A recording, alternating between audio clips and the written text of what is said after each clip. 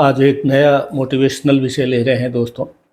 और विषय का शीर्षक है, जब आप किसी मीटिंग में या लोगों के साथ में या व्यक्तिगत मुलाकात में या दोस्तों के साथ में, मित्रों के साथ में बैठते हैं तो किस प्रकार की बातें करते हैं, ये आज का विषय है। हम जाने अनजाने बातें कर लेते हैं, मिल के आ जाते हैं, लेकिन कभी हमने ये नहीं सोचा है कि किस तरह की बातें करनी चाहिए। ये आज का विषय है। मैं हूँ अमर सिंह चौहान, अमर लाइफ कंसल्टेंट में आपका स्वागत है। जैसे कि हमने कहा कि हम जब किन्हीं लोगों से मिलते हैं, विशेष लोगों से, या कोई मीटिंग में जाते हैं या किसी मित्र मंडली में मिलते हैं, तो हमें किस प्रकार की बातें करनी चाहिए। दो तरह के लोग होते हैं, दोनों की मैं आज चर्चा करूँगा। सफल और समझदार लोग जो होते हैं, वो हर मीटिंग को, हर किसी प्रकार के कन्वेंशन है या कोई कॉन्फ्रेंस है या कोई मीटिंग है या मित्रों के साथ भी बैठे हैं, तो उसको एक अवसर समझते हैं। किस बात का? वो आपस में बातें करते हैं तरक्की की, नए आइडिया की, बिजनेस को कैसे बढ़ाएं, आगे बिजनेस का क्या रूप होने वाला है, जीवन की क्या सपने हैं। ये सब बातें वो बड़ी विनम्रता से करते हैं और एक दूसरे को बहुत ही गंभीरता के साथ में सुनते हैं। वो हमेशा विकास की बातें करते हैं, फालतू कोई बात नहीं करते हैं और वो बहुत ही समझदारी से समय बिताते हैं। इवन वो चाहे जो है छोटी सी मीटिंग ही हो, कैसे भी हो। और जो असफल लोग हैं, जो समझदार नहीं हैं, वो अक्सर किसी अवसर को अवसर समझते ही नहीं है। वो सिर्फ ऐसे ही मिलने जुलने वाला या गेट टुगेदर समझते हैं, चाहे भले कॉन्फ्रेंस हो या दोस्तों के साथ बैठे हों या कोई ऑफिशियली मीटिंग हो या अनऑफिशियली मीटिंग हो। मतलब उस अवसर को नहीं, उस समय का, उस अवसर का लाभ नहीं उठाते हैं। इस पे आज हम थोड़ी विस्तार से चर्चा करेंगे।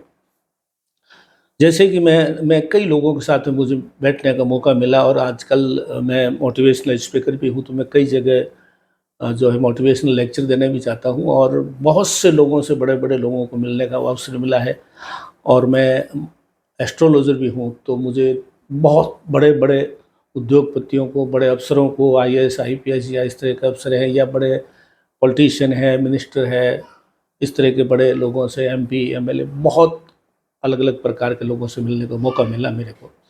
कई बार सुनने का मौका मिला, कई बार उनके साथ भागीदारी यानी बातचीत करने का मौका मिला। तो दोनों अवसरों में मैंने ये नोट किया है, जितने भी सफल और समझदार लोग हैं, वो कुछ न कुछ तरक्की की बात करते हैं, खुद की और परिवार की।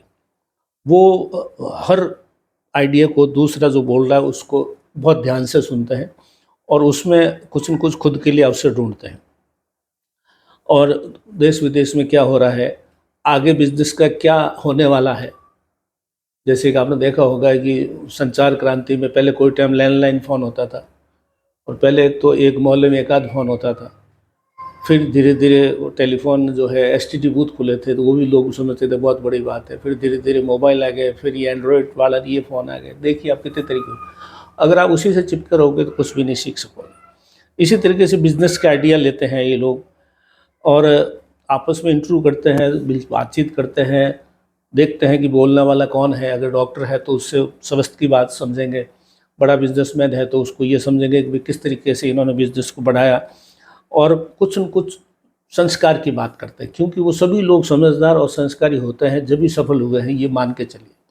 कोई आदमी जिसको टाइम की कीमत नहीं है, या कोई आदमी को अवसर से कुछ लाभ उठाने की आदत नहीं है, अगर किसी आदमी को समय का कोई कायदा कानून उसको नहीं है, तो वो अनुशासन में नहीं है, तो वो कभी सफल नहीं हो सकते, ये पक्की बात है।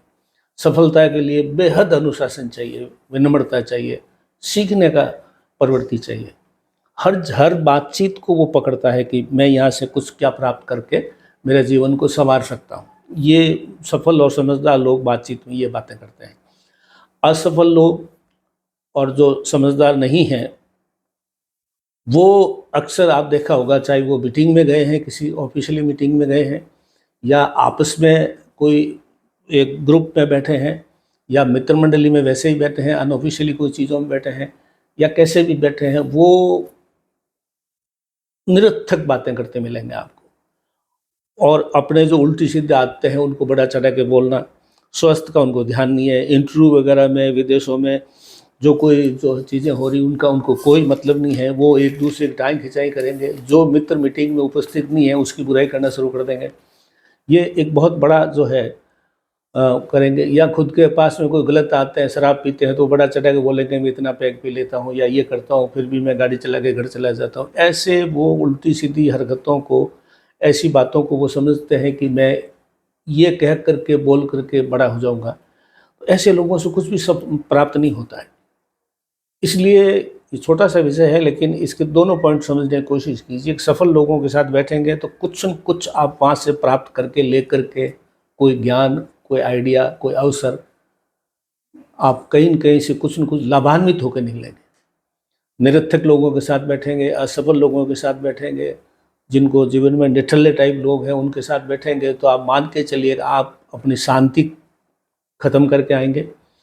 अपना दिमागी संतुलन आपका ख़राब हो जाएगा उनकी बातों से।